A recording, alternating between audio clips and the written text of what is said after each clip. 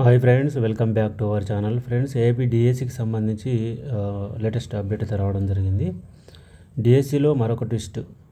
EWS certificate verification, మహిళా అభ్యర్థుల సర్టిఫికెట్లపై తిరకాసు.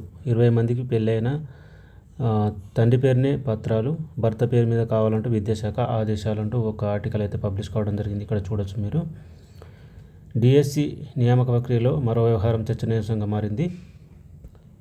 అందులో ఈడబ్ల్యూఎస్ ఎకనామికల్లీ వీకర్ సెక్షన్ సర్టిఫికెట్ల విషయంలో కొత్త తిరకాసు వచ్చి పడింది. ఇప్పటివరకు ఎంపిక జాబితాలో ఉండి కాల్ లెటర్ వచ్చిన అభ్యర్థుల సర్టిఫికెట్ల పరిశీలనలో కేవలం ఈడబ్ల్యూఎస్ సర్టిఫికెట్ ఉందా లేదా అని పరిశీలించి ఓకే చేశారు. కొందరు ఆస్తులు, భూములు ఉన్న నిబంధనలకు విరుద్ధంగా రెవెన్యూ అధికారులతో ఈడబ్ల్యూఎస్ సర్టిఫికెట్లు తీసుకొచ్చారని ఆధారాలతో మిగిలిన అభ్యర్థులు ఫిర్యాదు చేశారు. కలెక్టర్కు ఫిర్యాదు చేయడంతో ఆయన సీరియస్గా తీసుకుని వాటిని రీవెరిఫికేషన్ చేయించాలని ఆదేశించడం జరిగింది.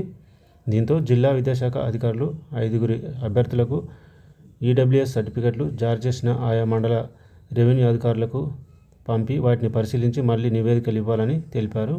ఈ నేపథ్యంలో మొత్తం ఈడబ్ల్యూఎస్ సర్టిఫికెట్లపై రీవెరిఫికేషన్ చేయాలని రాష్ట్ర విద్యాశాఖ అధికారులు ఆదేశించడం జరిగింది. ఈ మేరకు జిల్లా విద్యాశాఖ అధికారులు బుధవారం సెలెక్టర్ జాబితాలో ఉన్న వారి సర్టిఫికెట్లు పరిశీలించి సంబంధిత అధికారులకైతే పంపించాలని తెలియజేశారు. అంటే ఎవరైతే అనర్హులుగా ఉన్నప్పటికీ ఈడబ్ల్యూఎస్ సర్టిఫికెట్ పొందారో వాళ్ళ యొక్క సర్టిఫికెట్లను అయితే మరొకసారి వెరిఫికేషన్ చేయాల్సిందిగా కలెక్టర్ అయితే ఆదేశించినట్లు తెలుస్తుంది.